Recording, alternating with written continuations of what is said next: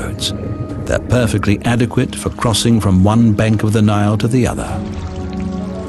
For longer journeys, they sail in more substantial vessels, built from tougher materials, with more sophisticated construction methods. These are boats built out of wooden planks, and we know that not only by their shape, but because we found one from about the same age. These wooden planks are held together in a way that nobody else in the world has built boats, and it's a way that actually reflects the construction of the papyrus raft. The Egyptians built their earliest boats by lashing papyrus reeds together, lifting the ends out of the water and forming a crescent to cut through the waves.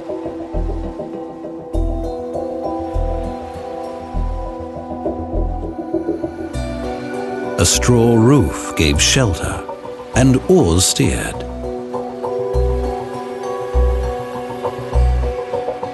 The first wooden boats mimicked the shape of the papyrus boats and were constructed in the same way.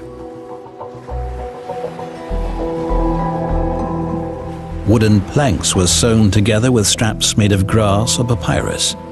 They were strong enough to haul heavy cargo over long distances, but they could also be taken apart and carried overland. They formed the backbone of the Egyptian trade and transport system, which began during Dynasty Zero. Boats were the major means of transportation, and having said that, they were also a major means of bringing together the country, of unifying the country. According to most of the archaeological evidence, 5,000 years ago, a prosperous agricultural and trading society flourished peacefully along the banks of the Nile. But one would never guess that, looking at the Narmer palette. The stone is a monument to war, with graphic depictions of violence, the slaughter of enemies, and prisoners bound through their noses. How can both accounts be right? How can archaeologists reconcile the contradictions? The Narmer palette was discovered in the temple of Hierakonpolis, so archaeologists believe King Narmer offered it to Horus, the god of kings to whom the temple was dedicated.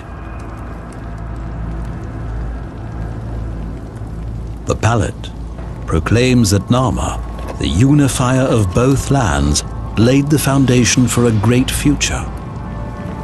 But this could be part of the official cult of the king rather than historical reality.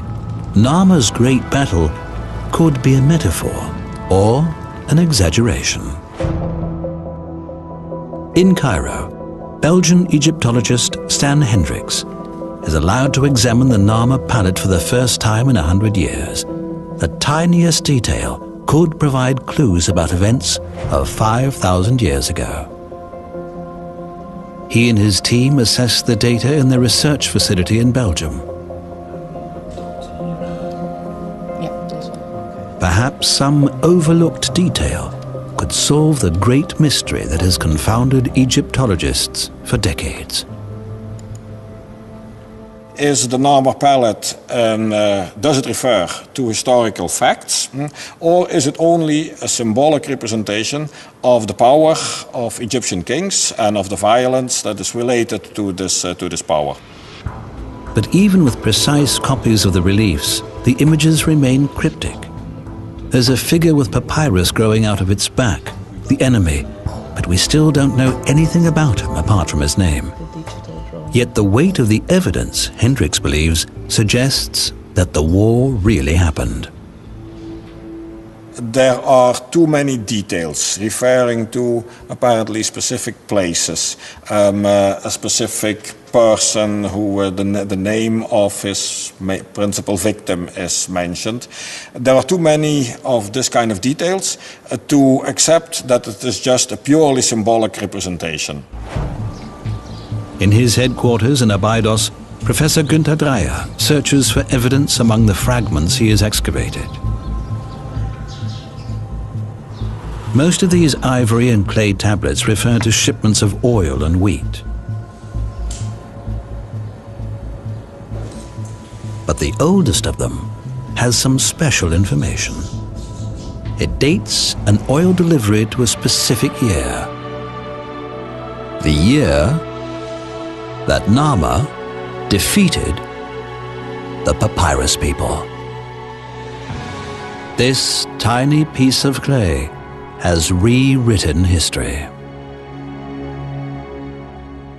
Man weiß aus späterer Zeit, dass man in der ersten Dynastie die Jahre nicht gezählt hat, Jahr 1, 2, 3 eines bestimmten Königs, sondern benannt hat nach dem wesentlichsten Ereignis des jeweiligen Jahres.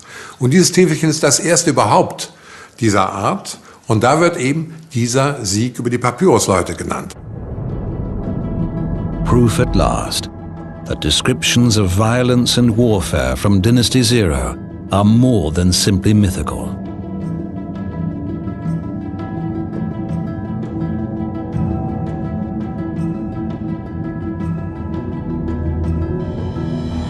Archaeologist Maria Gatto, working deep in southern Egypt, has found more evidence. Rock art, long thought lost, that tells of a king whose power reached all corners of the kingdom. These pictures have been vandalized over recent decades. Luckily, they were photographed many years ago.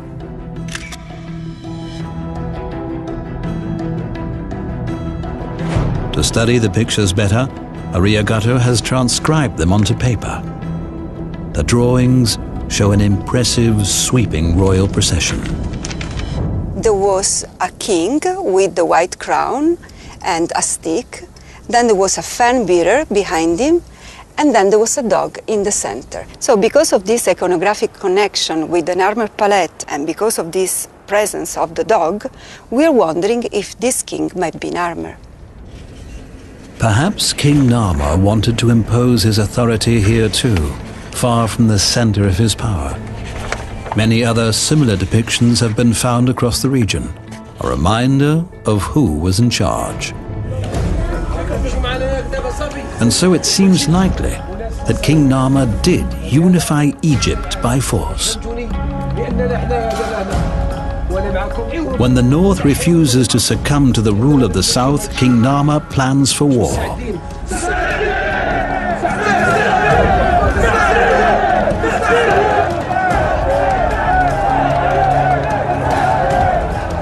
Controlling the North is now essential for the rulers of the South.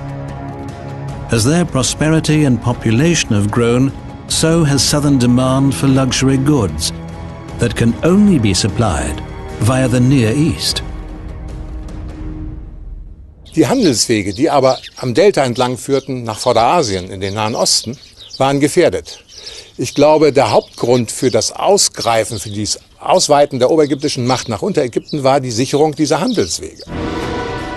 Narmer and his invading army set off on the long march north through unforgiving terrain. The locals watch anxiously as Narmer's warriors pass. The papyrus people are determined to preserve their independence. But Narmer has other plans and hundreds of warriors behind him. We now know that the Narmer palette depicts actual historical events. The outcome of Narmer's battle against the papyrus people unifies and transforms Egypt.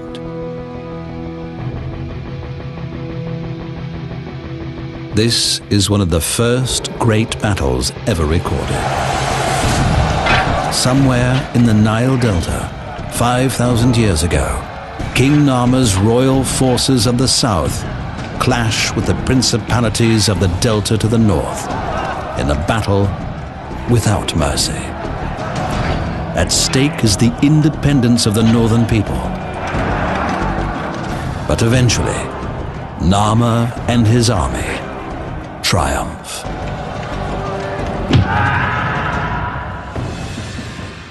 One of Narmer's ceremonial maces shows a victory parade. Narmer sits under a canopy with the crown of Egypt, his standard bearers behind him. The hieroglyphics record the booty. 120,000 captives. More than 1 million goats. 400,000 cattle. On the Narmer pallet, the king inspects the lines of enemy dead. They've been beheaded and castrated. Warfare is not only violence but also psychology. Yeah? So humiliation of your opponent may break the resistance of your opponent. For Narmer, victory is complete. On the front of the pallet he wears the crown of Upper Egypt. On the back, the crown of Lower Egypt.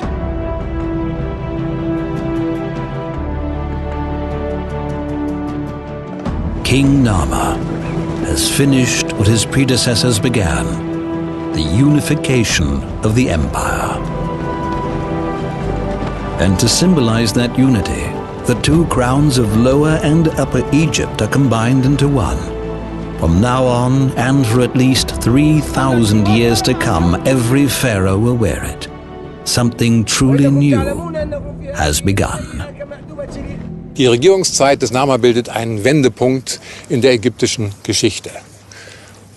Den Übergang von der prädynastischen Zeit zur dynastischen Zeit. Narmer's victory ushers in 3,000 years, 31 dynasties of godlike pharaohs. Great names will follow, names we still remember. Thutmose, Amenhotep, Akhenaten, Ramses, Hatshepsut, and many others.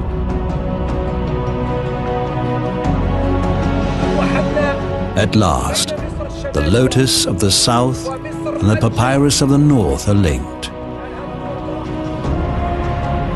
From now on, the pharaoh's most important task is to protect the unity of the kingdom and to defend its borders.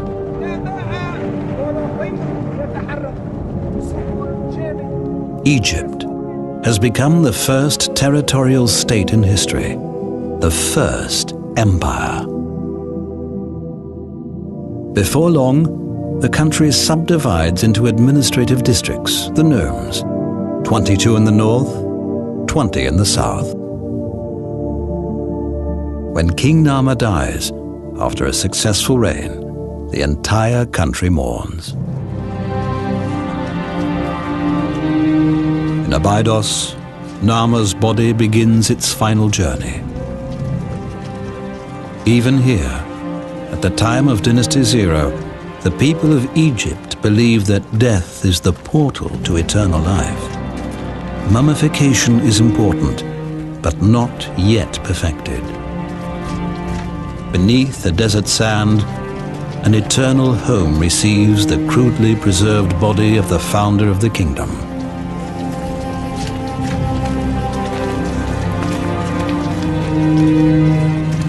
Burial here is a simple affair compared to what would come later.